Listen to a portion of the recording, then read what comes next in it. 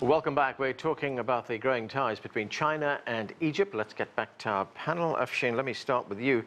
Egypt, of course, maintains very close ties with the United States. It's still a big recipient of United States aid. Relations did falter, did take a nosedive during the Obama years over human rights issues. In fact, there was a military aid program to Egypt that was frozen at that time. It has since been released. How does this play into great power rivalry in the Middle East? You know, I think it plays into it in this way. I mean, Egypt, like any country, you know, ought to geopolitically diversify. Right. And if you are geopolitically diversifying these days, and you are a developing country, emerging market, one of your greatest plays, of course, is going to be China.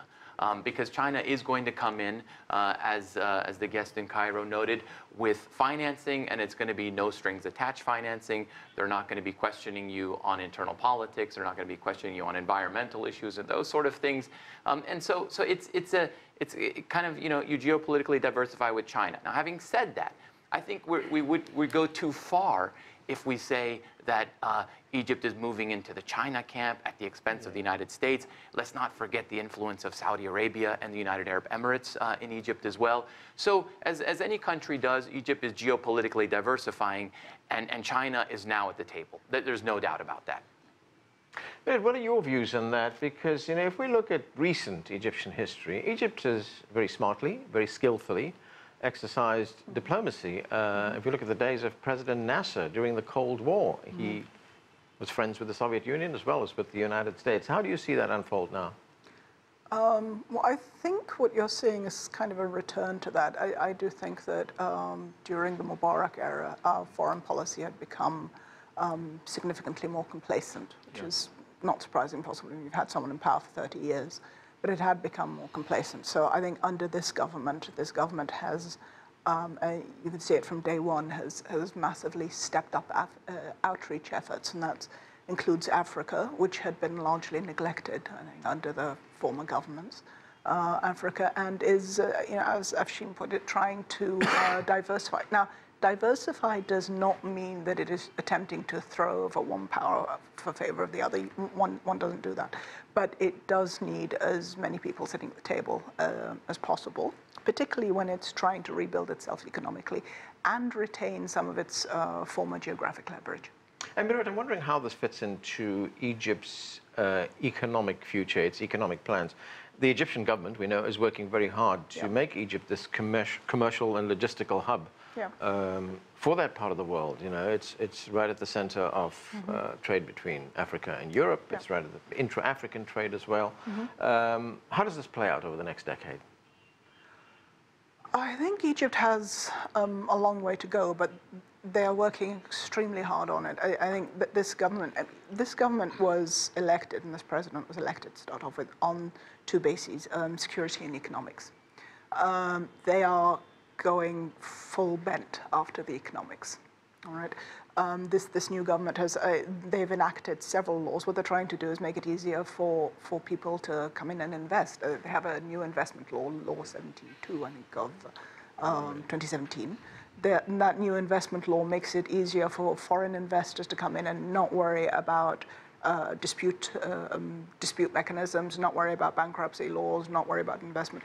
The bond market, as we've mentioned earlier, is, I think, probably one of the most attractive in emerging markets. It has enormous yields, but also the pound, despite the recent float, has actually proved relatively immune to currency sell-offs. It's extremely stable. So Egypt is going full bent. They are trying to position themselves as a gateway to Africa, and I think they were voted the best country in Africa to do business last year, just unseating South Africa, which has been there for forever. And they take that very, very seriously, because I think at the moment it really is a matter of life and death for Egypt. There is, like I said, there's a population surge. There are dwindling resources. Right. You mentioned the water. The water is an immense problem that they are working hard on, and therefore financial security is going to be essential to, not just to this government, because there will be another government after that, and so on and so forth, but it is essential to the security of the country.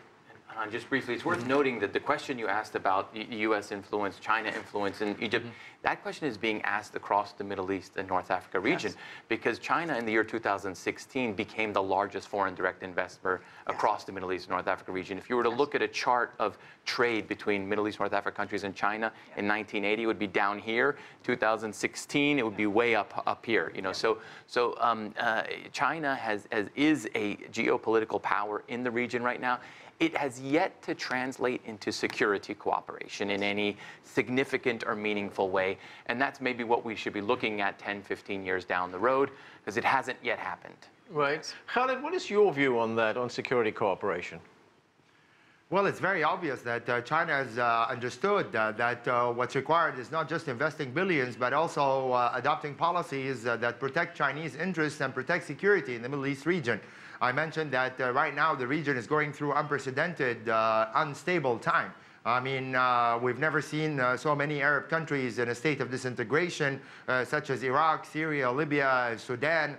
So probably, I mean, China, even for the first time in recent years, started having a military base in Djibouti, which is a country, obviously, that several key world powers are competing to have military bases there, whether the French, the Americans, many other parties as well. As you can see, for example, the conflict in Yemen right now, Chinese vessels are also, monitoring the situation in the Red Sea, because the Red Sea, at the end of the day, leads to the Suez Canal. So it's in everybody's interest to maintain the situation in the Red Sea peaceful as much as possible. So in all these aspects, China needs, in order to protect its investments and business, to be involved in the security aspects of the situation and the political stability as well of this region. And China, not being the United States, not being Russia, I think has a relatively good reputation in the Middle East region that makes people, or at least governments, confident while dealing with the Chinese government that they have